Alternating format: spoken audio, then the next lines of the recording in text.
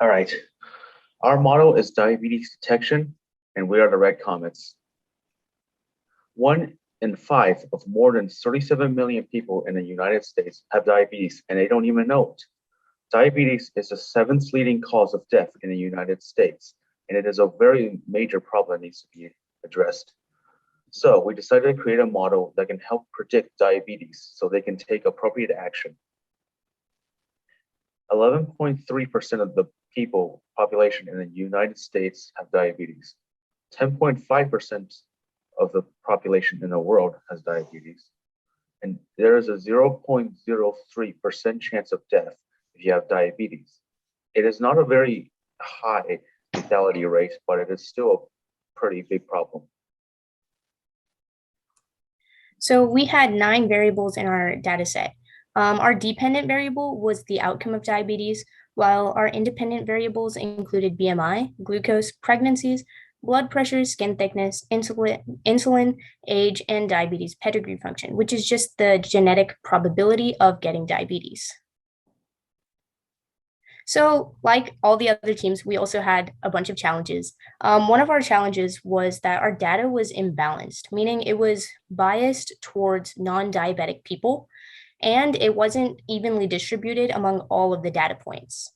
Another challenge we faced was that our data never specified which type of diabetes a user had.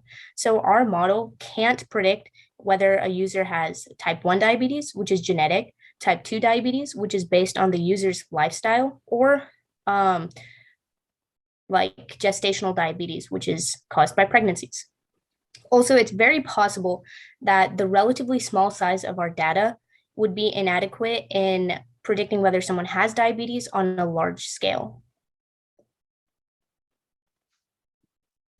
So since our model is trying to classify whether someone is diabetic or not, it falls under a classification model.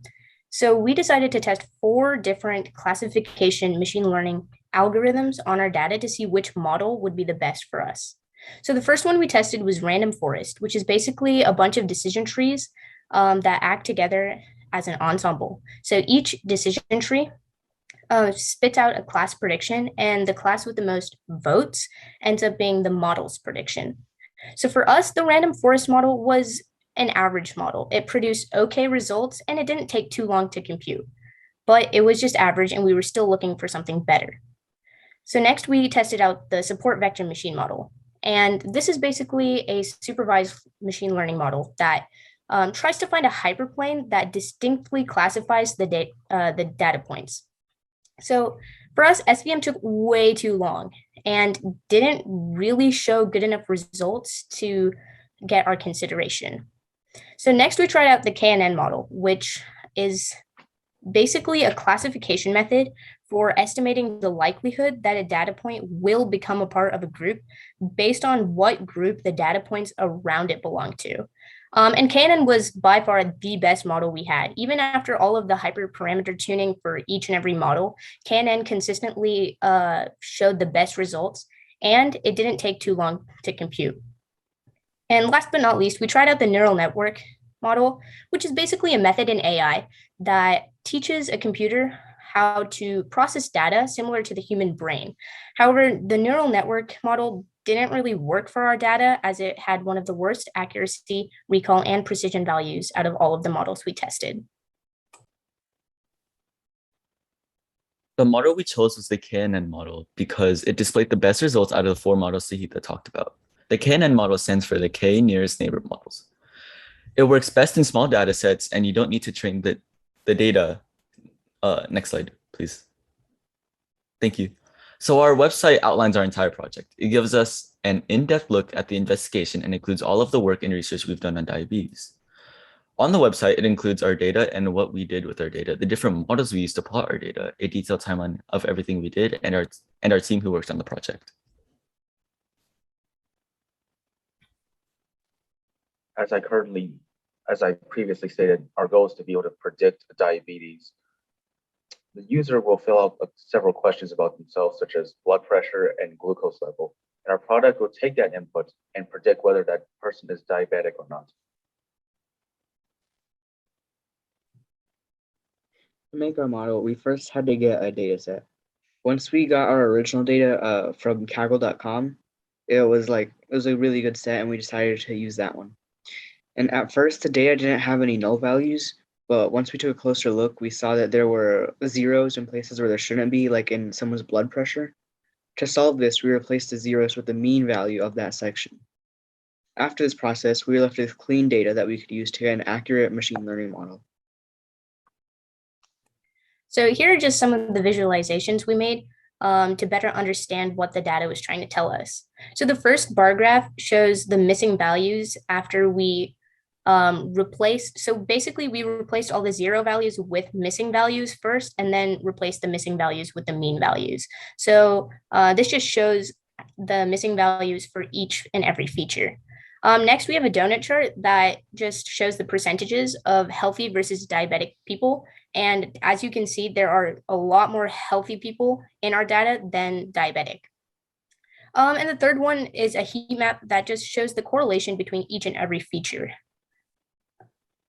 So next, we have a distribution plot that shows the glucose levels and the outcome of diabetes. And as you can see, the higher the glucose level, the more likely you're going to have diabetes. So next, we have our model accuracy and model recall graphs. So recall is basically a method which focuses on eliminating false negatives, which can potentially be really dangerous in the health sector. So KNN had the best model accuracy out of the 4 models with 81.17% accuracy, and it had a 85.58% recall. This is the timeline of our project. When we were having a hard time deciding on a data set to do our project, we discovered the diabetes data set. This was the perfect data set for us because many members in Red Commons were interested in healthcare. The data set we chose included a list of variables like Sahitha said. Once we delved deeper into the data set, we decided to plot the data sets in different graphs, and discovered that some variables don't have a direct correlation to causing diabetes. As stated previously, we chose KNN out of the 4 models we tested because it had the best recall and accuracy scores. When doing tests in healthcare, it is important to have the highest recall value to ensure the best and accurate results. This is a team that made it possible to make this website, and a team that helped each other out and do it as a team.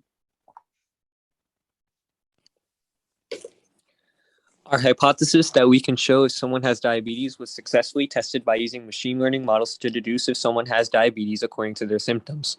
Ultimately, glucose was the biggest factor in causing diabetes. This was shown through different models and graphs generated by Plotly and Python. For our topic, the KNN model proved to be superior in giving us the highest accuracy compared to the other models. Now we can start putting an end to the increase in the risk of diabetes.